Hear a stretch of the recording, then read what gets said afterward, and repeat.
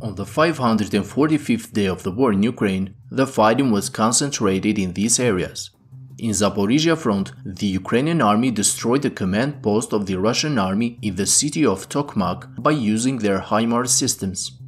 The target of the Ukrainian attack was this building located south of the city of Tokmak. Ukrainian sources reported that Russians lost about 30 to 45 personnel from this attack.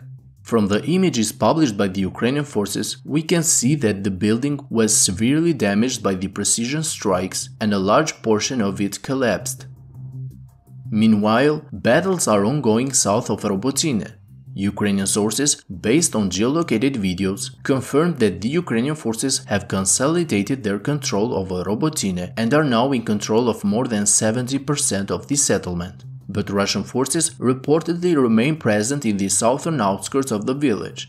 As seen on this video, one M2 Bradley of the Ukrainian forces supports the Ukrainian infantry and opens fire on some of the Russian positions. As we can see from the map, the fighting is taking place in the southern part of the village.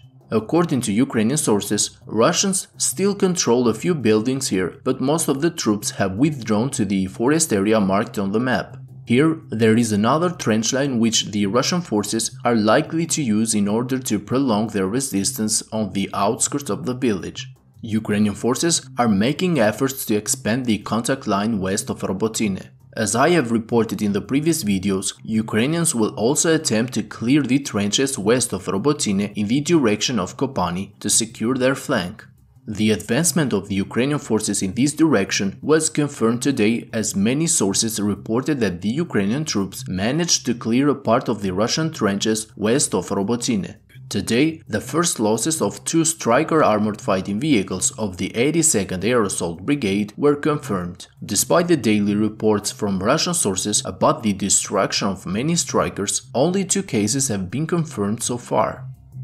As some Ukrainian sources suggest, after assisting the breakthrough inside Robotyne, the 82nd Air Assault Brigade has likely left the battlefield. In its place, it will be the 47th Mechanized Brigade of the Ukrainian Army that will ensure the control of Robotyne and will clear the remaining part under the Russian control.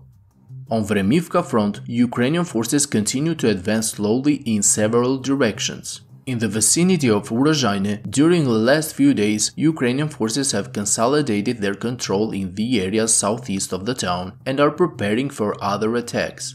Russian and Ukrainian sources agree upon the advance of the Ukrainian forces west of Staromayorsk and north of Pryutne. According to the Russian source Warganzo, by attacking from the direction of Staromayorsk and also in the areas north of Pryutne, the Ukrainian forces are attempting to surround the Russian troops who are holding their positions on the ledge northeast of Pryutne. On Kupyansk front, even though Russian sources continue to talk about the advance of their troops, in reality the situation has not undergone any major changes during the last days. Ukrainian sources reported that positional battles are taking place northwest of Sykivka inside the forest area, where Ukrainian forces have repelled numerous attacks. Russian forces continue their efforts to advance east of Sykivka, aiming to flank the Ukrainian forces, but even in this direction, Ukrainian sources say that the Ukrainian soldiers are still holding their ground. Some Russian sources, such as Rybar and Romanov, have called the news over the capture of Sykivka to be premature and false. Friends, if you like my daily updates, I kindly ask you to hit the like and subscribe buttons, as this will greatly help the channel to reach a wider audience. That's all for today's update. Thank you to my Patreon supporters and have a great day.